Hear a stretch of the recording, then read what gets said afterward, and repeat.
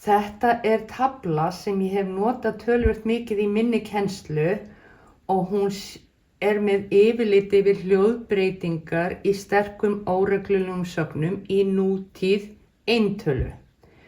Hún inniheldur reyndar bæði yfirlit yfir sérhljóð sem hafa breytast ekkert í nútíðinni og líka svo sérhljóðin sem breytast og þá hvernig þau breytast. Ég ætla að sýna ykkur hvernig þetta virkar eða hvernig ég hugsa þetta. Til dæmis hérna sögnin að skera, hún hefur sérhljóðið og ef við förum yfir töfluna og leitum af þessu sérhljóði þá það hérna.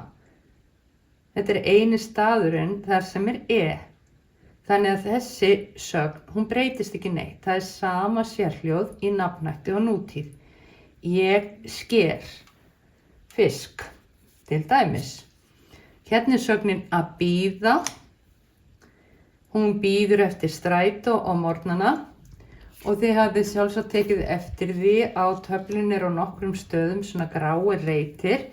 Þetta eru sérhljóð sem aðeins ein eða tvær sagnir hafa í stofninum og hérna til dæmis sögnin að leika úr sagnorðakassanum.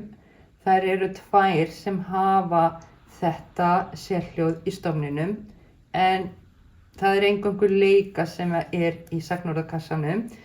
Að hlæja, þannig bara ein sögn sem hefur í stofninum og hún í sagnorðakassanum.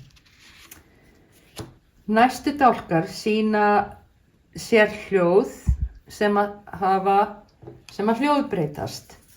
Og hérna til dæmis sögnin að hlaða, hún hefur a og ef ég fer yfir töfluna þá þetta eini staðurinn þar sem a og a verður í nútíðinni. Þetta algengasta hljóðbreyting sterkra eða óreglulegra sagna í nútíð eintölu.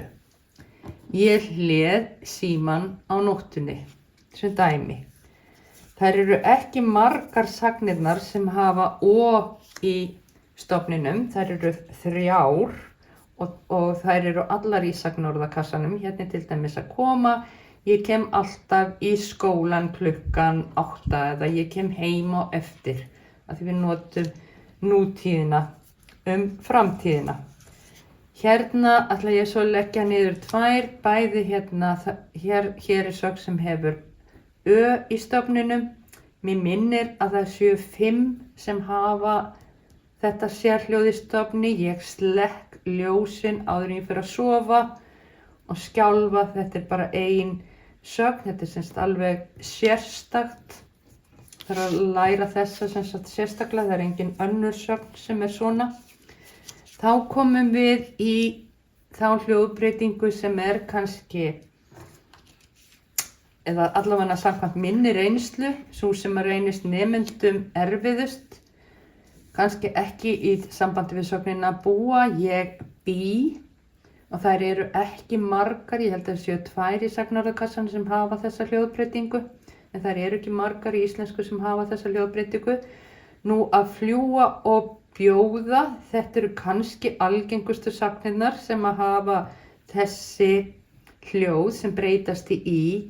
Ég flýg til Póllands á morgun eða ég flýg til Spánar páskana og ég býð vinkonu minni nammi.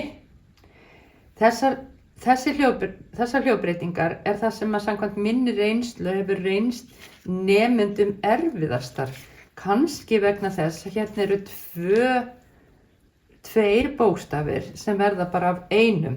Ég hef ekki alveg náð utan það hver ástæðan. Þetta eru ekki jafn eins margar sagnir. Þetta ekki eins algengt en verður samt svolítið algengt í tungumálinu. Hérna eru til dæmis 2 sagnir en það eru vissulega fleiri sem hafa þetta stofnsérhljóð sem verður í nútíðinni. Hann lætur skóladótið sitt eða námsbókina í skólatöskuna.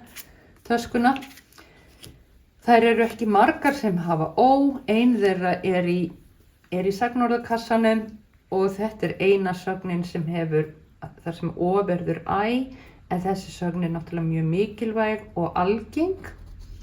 Ég þvæ hárið, hann þvær bílinn og svo framvegis og framvegis. Hérna síðast eru svo aðrar hljóðbreytingar. Þetta eru fáar sagnir en sumar þeirra eru vissulega algengara en aðrar, eins og sögnin að hlaupa. Ég hleypi í skólan eða í vinnuna á eftir strætó. Sögnin að sjá, hérna aftur, sem sagt já, hérna verður hún ég, hérna verður hún ég sé þig á morgun. Hér eru svo núþálegar sagnir og hérna algengasta sögnin kannski eða mikilvægasta fyrir þá sem að læra íslensku sem annað mál. Það að verður a, ég þarf að mæta í skólan á morgun. Og svo eru þessar hérna síðast, að eiga og mega, þessi sögn, ég á, að eiga, ég á, þetta náttúrulega gífurlega mikil breyting og við notum þessa sögn mjög mikið, þannig að það vissulega mikilvægt fyrir nemendur að læra þessa sögn. Þessi kannski ekki eins hérna mikilvæg, en má ég spyrja, má ég fara á klósettið? Ég vona að þið skiljið betur hvernig þessi tafla hugsuð, en þessi tafla hefur reynst mörgum af mínum nemendum svona eins og upphaf af því að ná meiri skilningi eða betri skilningi á því hvernig þessar hljóðbreytingar virka og líka því að það eitthvað mynstur þarna sem að farið eftir. Þetta ekki bara eitthvað tilviljunarkenndar breytingar.